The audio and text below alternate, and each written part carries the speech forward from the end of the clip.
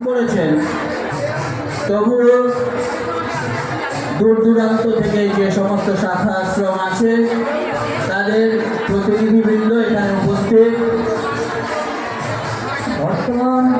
বর্ধমান শাখা আশ্রম তরফ থেকে শ্রী স্বপন কুমার সেন দাদা। বর্ধমান শাখা আশ্রম তরফে শ্রী স্বপন কুমার সেন দাদা।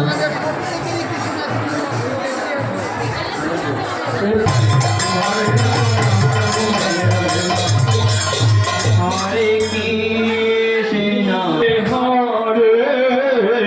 হরে কৃষ্ণ হরে কৃষ্ণ কৃষ্ণ ঝুড়ি একটা, থান নটা, কম্বল পাঁচটা, রেখা শাহ ধুতি একটা, গামছি একটা, মালতী সমাজদার সিলভার খাওয়া 10টা, তন্ময় দাস ধুতি একটা, পুরমিলা মণ্ডল 5 কেজি ডাল, বাবুল গামছা 4টে, সুকন্যা চৌধুরী কম্বল একটা, আসন একটা, আশিস মণ্ডল একটা ধুতি, লক্ষ্মী শাহ একটা প্লাস্টিক জগ, সীতা দাস একটা কম্বল, মায়াবো একটি থান, অর্পণা দত্ত একটা থান, কাকুলি দাস 2টি থান, একটা উত্তরীয় একটি কম্বল, কিছু সিলভার বালতি, একটা ছোট হাতা, একটি ছোট ডাব্বু, একটা দুর্গা ধুতি, একটি ধুতি, একটি কমা।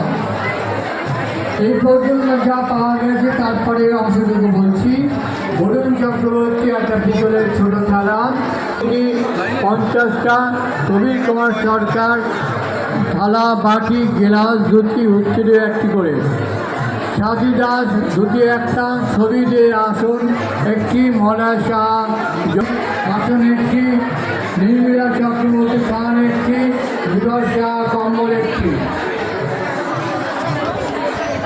সঞ্জীবন ভট্টাচার্য টপ দুটি, দেখি একটা, কম্বল 10টা, চামচ একটি, মধুমিতা কুণ্ডু কম্বল 10টি, কর্ণিকা ঘোষ শাল 10টি, অসীমা দত্তের শাল 10টি, রত্ন শাহ কম্বল 10টি, প্রশান্ত দাস ধুতি 3টি।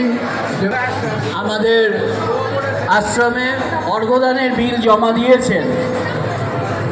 সবাই জমা দিতে পারেননি, যারা জমা দিয়েছেন তাদের শাখা সংঘ